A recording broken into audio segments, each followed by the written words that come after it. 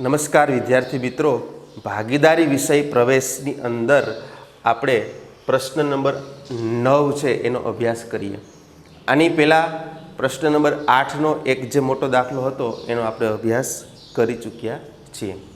વિદ્યાર્થી મિત્રો, આ ચેપ્ટર છે એ 4 માર્ક્સની અંદર છે, તો 4 માર્ક્સમાં જેટલું પૂછાય છે એ બધું આપણે પૂરું કરી ચૂક્યા છીએ. હવે આ જે દાખલાઓ છે એ દાખલાઓ આપણે 4 માર્ક્સની અંદર એક્ઝામમાં છે એ જે પૂછાય છે એમાં નથી પૂછાતા, પરંતુ આના પછીનું જે ચેપ્ટર છે ભાગીદારી પેઢીના વાર્ષિક હિસાબો અને બીજા જે ચેપ્ટરો છે એની અંદર બધા જ ચેપ્ટરોની અંદર આપણે આ બધા જ ખાતાઓની આપણે છે એ જરૂર પડશે. તો આ દાખલાઓ જે છે એ આના પછીના ચેપ્ટર માટેનો પાયો છે, તો આપણે ધ્યાન આપવું ખૂબ જરૂરી છે. ચલો જોઈએ, તમારા બધા પાસે ટેક્સ્ટ બુક છે અને એની અંદર રકમ લખેલી છે કે ભદ્રેશ અને હિરલ એક પેઢીના ભાગીદારો છે. તેમનું નફા નુકસાન વહેંચણીનું પ્રમાણ 3:2 છે. 1/4/16ના રોજ ભાગીદારોની કુલ મૂડી 4,20,000 છે. તેઓની સ્થિર મૂડીનું પ્રમાણ 4:3 છે. આ જ દિવસે તેમના ચાલુ ખાતાની બાકીઓ આ પ્રમાણે છે. ભદ્રેશ 36,000 રૂપિયા જમા અને હિરલ 24,000 રૂપિયા ઉધાર. ભાગીદારી કરાર અનુસાર ભાગીદારી મૂડી પર વાર્ષિક 12% વ્યાજ આપવાનું છે તથા ચાલુ ખાતાની શરૂઆતની બાકી પર વાર્ષિક 10% વ્યાજ ગણવાનું છે. ભાગીદારોએ પેઢીમાંથી કરેલ ઉપાડ પર 12% લેખે વ્યાજ વસૂલ કરવાનું છે. ભદ્રેશને પેઢીમાં સક્રિય કામ કરવા બદલ માસિક રૂપિયા 2,400 પગાર આપવાનો છે. ભદ્રેશ તારીખ 1/10/16ના રોજ રૂપિયા 36,000 અને હિરલ તારીખ 1/1/17ના રોજ 48,000નો ઉપાડ કર્યો છે. હિરલને તેનું કમિશન બાદ કર્યા પછીના ચોખ્ખા નફા પર 10% કમિશન આપવાની જોગવાઈ કરવામાં આવી છે. ઉપરના હવાલાઓ ધ્યાનમાં લીધા સિવાય 31/3/17ના રોજ પૂરા થતા વર્ષનો પેઢીનો નફો 4,06,800 છે. ચાલો આપણે દાખલાની શરૂઆત કરીએ. તો ભદ્રેશ અને હિરલ એક પેઢીના ભાગીદારો છે. તેમની નફા નુકસાન વહેંચણીનું પ્રમાણ 3:2 છે. 1/4/16ના રોજ ભાગીદારોની કુલ મૂડી 4,20,000 છે. વિદ્યાર્થી મિત્રો, હવે અહીં ભાગીદારોની જે મૂડી આપેલી છે એ સંયુક્ત મૂડી આપેલી છે, એટલે કે ભેગી મૂડી આપેલી છે. તો આપણે પેલું કામ કરવું પડશે, એ જે ભાગીદારોની મૂડી છે એની મૂડીનું પ્રમાણ જે આપણને આપેલું છે કે તેઓની મૂડીનું જે પ્રમાણ છે એ 4:3 છે. તો આપણે એ 4:3ના પ્રમાણમાં મૂડી છે એ વહેંચવી પડશે. તો અહીં આપણે લખશું મૂડીની વહેંચણી. મૂડીની વહેંચણી આપણને ખબર છે 4,20,000 રૂપિયા છે એની મૂડી છે અને એનું જે પ્રમાણ છે એ મૂડીનું પ્રમાણ છે 4:3 છેદમાં 4 ને 3 7. હવે 4,20,000 જે છે એને તમે 7 વડે છે એ ભાંગશો એટલે આવશે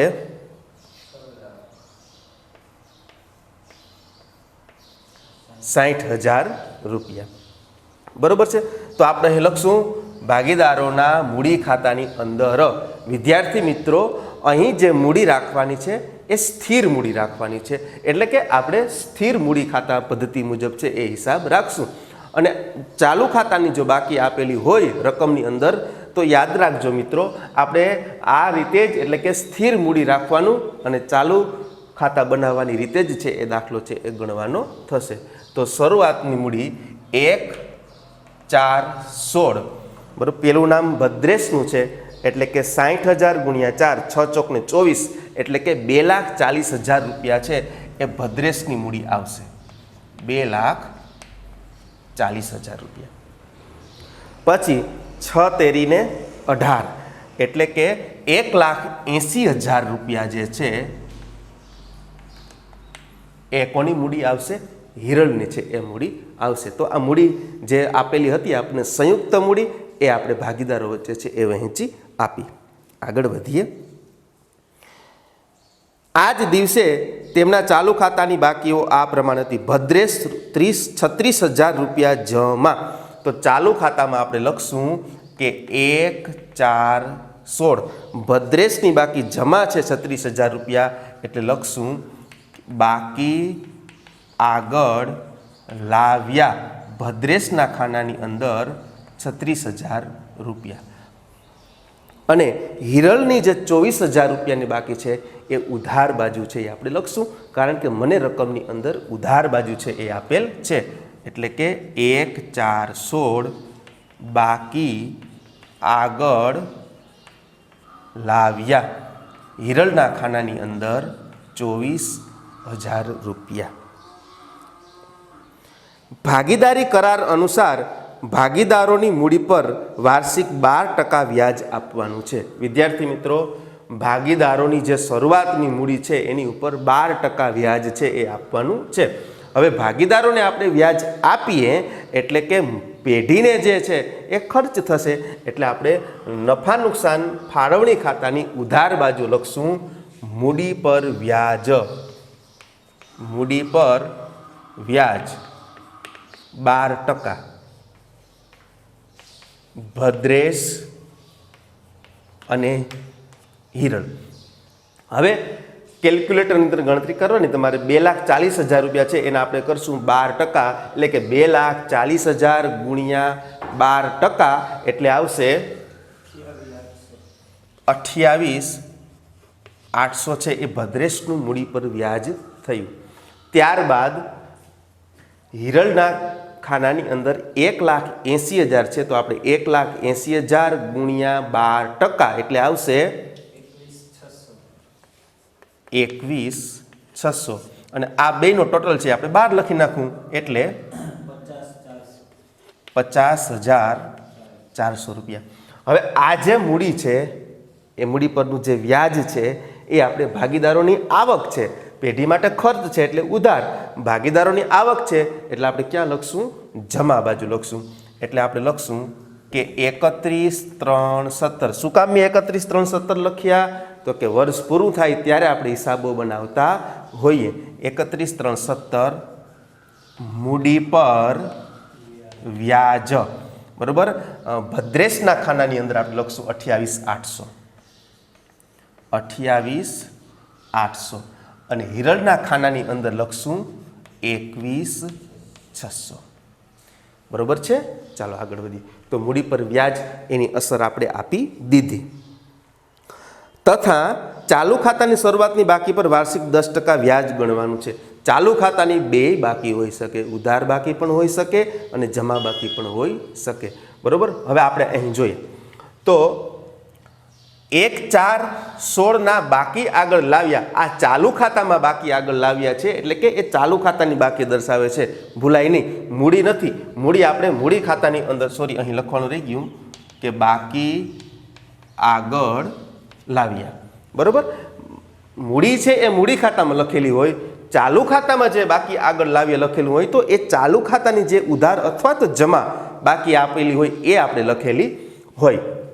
હવે 1,4,16 બાકી આગળ લાવ્યા હિરલના ખાનાની અંદર આપણે 24,000 છે એટલે કે હિરલની જે બાકી છે એ ઉધાર છે. તો આપણે અહીં લખશું 31,3,17 ચાલુ ખાતા બાકી વ્યાજ, ચાલુ ખાતાનું બાકી વ્યાજ ખાતે. હવે એના 24,000 રૂપિયા છે, એના ઉપર વ્યાજ 10% છે એટલે 24,000ના 10% કરશું એટલે આવશે 2,400. બરોબર છે. હવે આ જે એન્ટ્રી આપણે ક્યાં લખેલી છે? નફા નુકસાન ખાતાની ઉધાર બાજુ, સોરી ચાલુ ખાતાની ઉધાર બાજુ. તો હવે એની બીજી એન્ટ્રી છે એ ઉધાર છે, તો કઈ બાજુ આવશે? જમા બાજુ. એટલે આપણે લખશું ચાલુ ખાતા પર વ્યાજ કેટલા છે?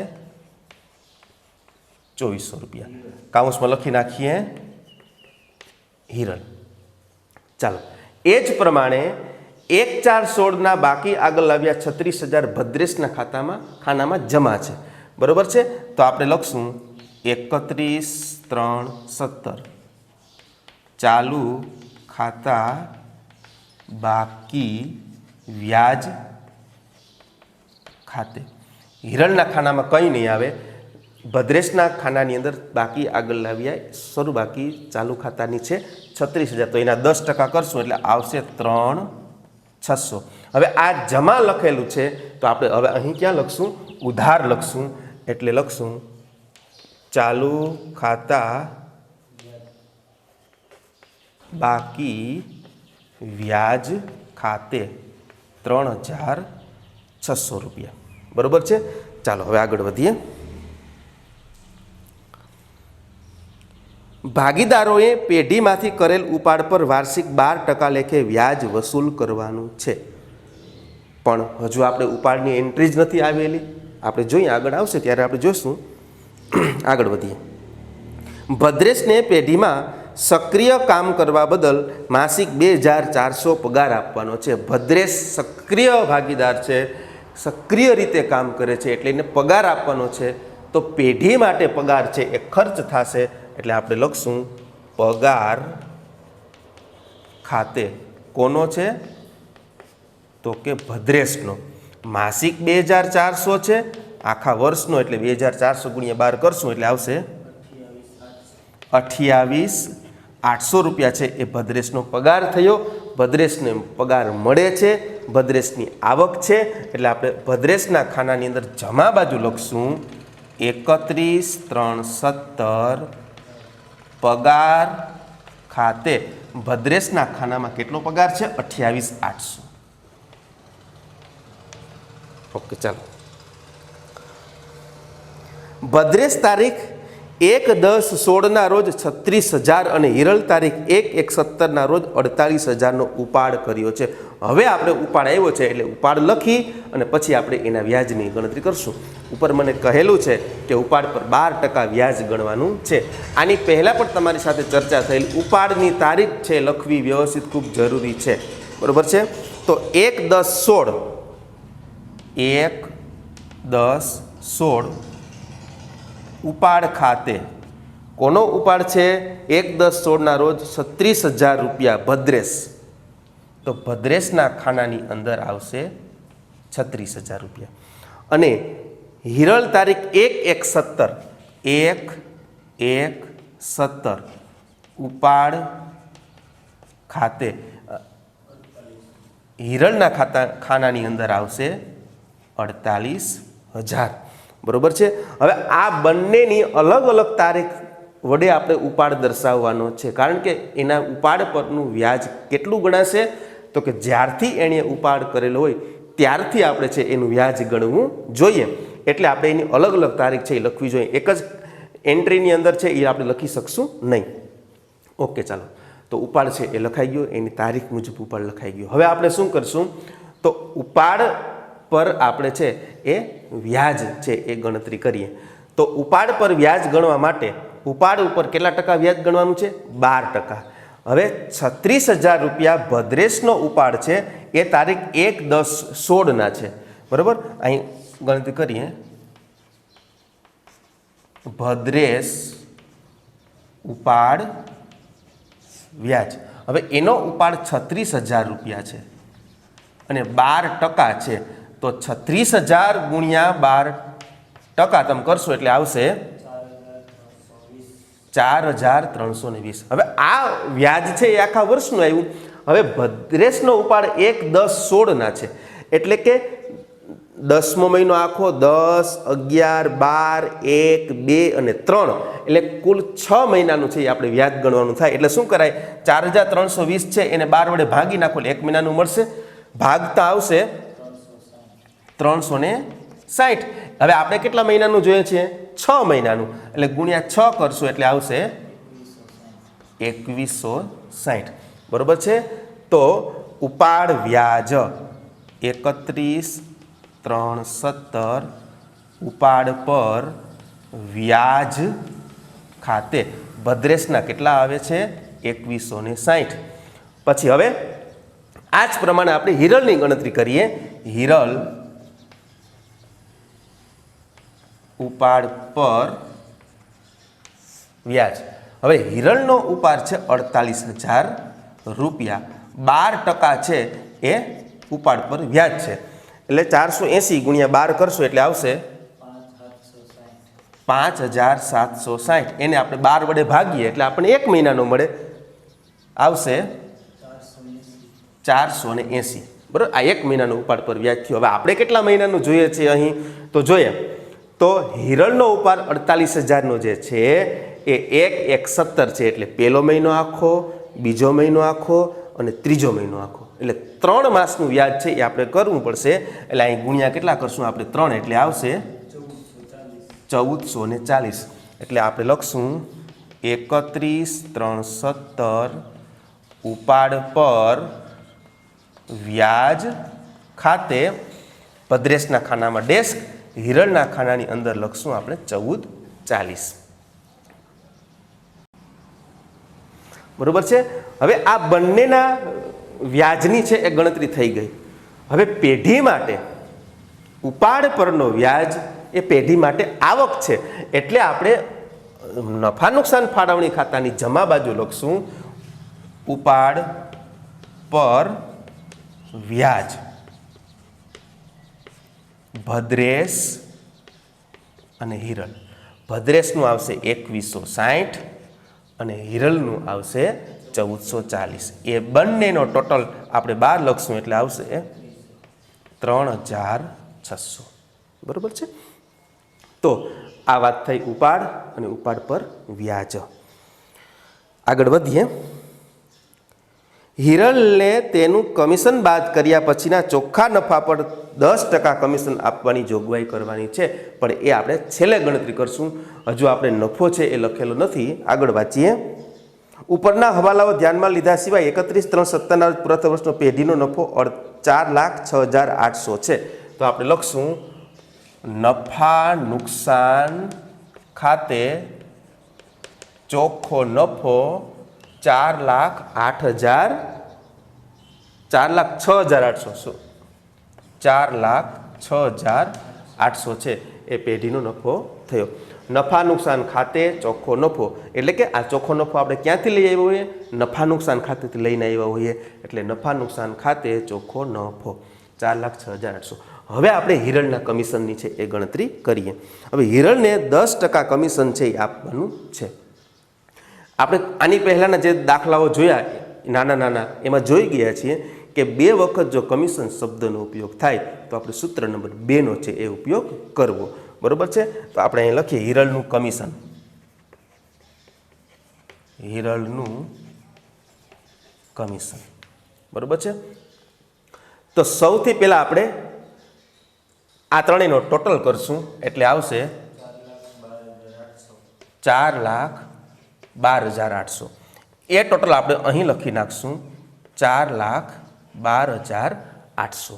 બરોબર છે. હવે એમાંથી આ જે ખર્ચાઓ છે 3 એ આપણે બાદ કરી નાખશું એટલે કેટલા આવશે? 3,30,000. બરોબર છે. 3,30,000. હવે આની ઉપર આપણે કમિશન છે એ આપવાનું છે. સૂત્ર તમને ખબર છે, નફો ગુણ્યા કમિશનનો દર છેદમાં 100 પ્લસ કમિશનનો દર. તો 3,30,000 ગુણ્યા કમિશનનો દર 10% છે છેદમાં 100 પ્લસ કમિશનનો દર 10%. એટલે શું થાય? 3,30,000 ગુણ્યા 10 છેદમાં 110. શૂન્ય ગયું 11 તેરીને 33 એટલે કેટલા આવશે? 30,000. તો કોનું કમિશન છે? હિરલનું. એટલે કમિશન ખાતે કાઉન્સમાં લખશું હિરલ.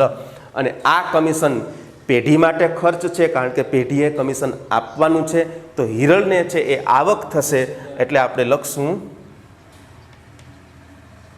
31,317. અહીં કમિશન લખી નાખશું આપણે 30,000. બરોબર છે. 31,317 કમિશન ખાતે હિરલના ખાનાની અંદર કેટલા લખશું આપણે? 30,000 રૂપિયા. બરોબર છે.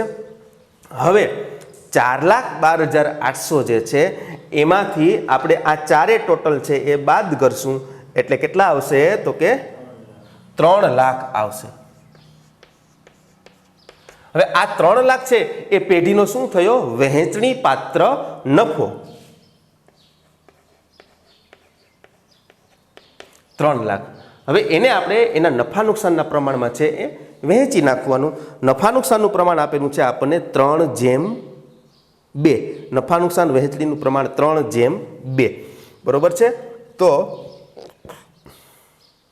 ચાલુ ખાતે વહેંચણી પાત્ર નફો ભદ્રેશ અને હિરલ. હવે 3 લાખ નફો છે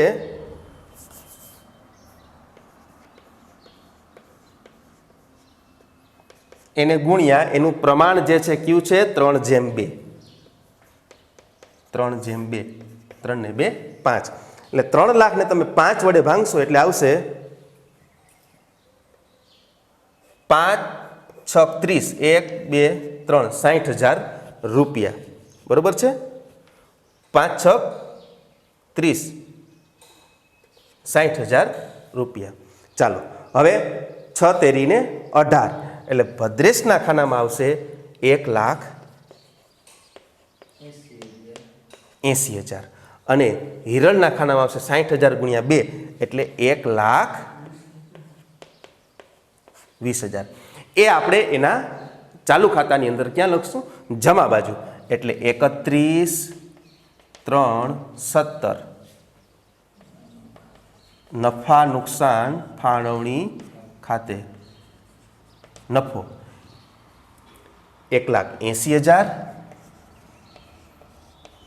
અને 1,20,000 રૂપિયા બરોબર છે. નફા નુકસાન ફાળવણી ખાતું બંધ થઈ ગયું. હવે આપણે ભાગીદારોને મૂડી ખાતા એમને એમ આવશે 1,80,000 2,40,000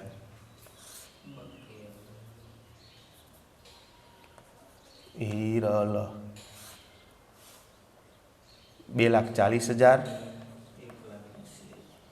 1,80,000 બરોબર છે. જો મૂડી છે એ બદલતી નથી, શરૂઆતની બાકી અને આખરની બાકી મૂડીની એ જ રહેવી જોઈએ. તો 2,40,000 1,80,000 31/3/17 બાકી આગળ લઈ ગયા બરોબર છે. આની એન્ટ્રી પાકા સરવૈયામાં બીજી આપવાની હોય એટલે આપણે હવે કંઈ કરવાનું છે નહીં. હવે આપણે આ ખાતો બંધ કરીએ. તો પહેલાં સૌ પ્રથમ આપણે હિરલ જે છે એના ખાતાને છે એ આપણે સરવાળો કરશું. એટલે હિરલનો ખાતાનો ટોટલનો સરવાળો આવશે 1,71,600. એ ટોટલ આપણે અહીં લખી નાખશું 1,71,600. એમાંથી આ છે આપણે બધું બાદ કરશું એટલે આવશે 95,760. એ પ્રમાણે આ ભદ્રેશનું બધું ટોટલ કરશું એટલે આવશે 2,77,200. આ બાજુ લખી નાખશું આપણે 2,77,200. હવે એમાંથી આ બાદ કરશું એટલે આવશે 23,90,40. અહીં શું લખશું? 31/3/17 બાકી આગળ લઈ